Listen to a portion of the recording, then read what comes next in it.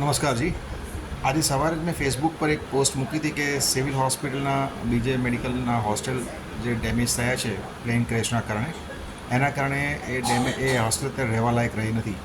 તો એ હોસ્ટેલમાં રહેતા ડૉક્ટર મિત્રો, એમના ફેમિલી, જેમને પણ રહેવાની આપણે વ્યવસ્થા અત્યારે જોઈતી હોય તો વાસણા એરિયામાં ધર્મરસિક વાટિકા કરીને જૈન ધર્મશાળા અને ભોજનશાળા છે।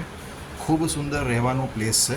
મારે એના ટ્રસ્ટીઓ સાથે વાત થઈ છે અને મેં એમને વિનંતી કરી છે, એટલે એમણે મિનિમમ એક મહિના સુધી આ વૈકલ્પિક વ્યવસ્થા કરવાની તૈયારી બતાવેલ છે, જેમાં રહેવાનું અને જમવાનું બંને આવી જાય છે અને ખૂબ સરસ જગ્યા છે।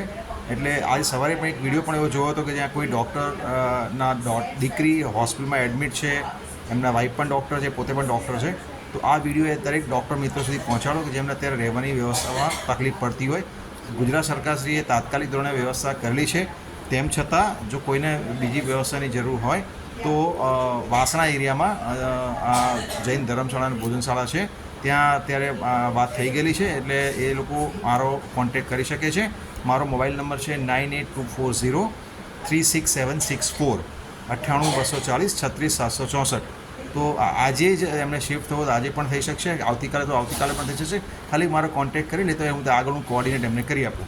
અને આ મારી અપીલની રિસ્પોન્સ માટે હું ધર્મરસિક વાટિકાના ટ્રસ્ટીઓનો ખૂબ દિલથી આભાર માનું છું કે જેમણે મારી અપીલને સ્વીકારી છે અને આ વ્યવસ્થા માટે એમણે હા પાડેલી છે। ઓછામાં ઓછા 25 ડૉક્ટરો સુધી વ્યવસ્થા થઈ શકશે, એનાથી વધારે, પણ અત્યારે ઓછામાં ઓછા 25 ડૉક્ટરો ત્યાં એકોમોડેટ થઈ શકશે અને ખૂબ સારી જગ્યા છે। Thank you.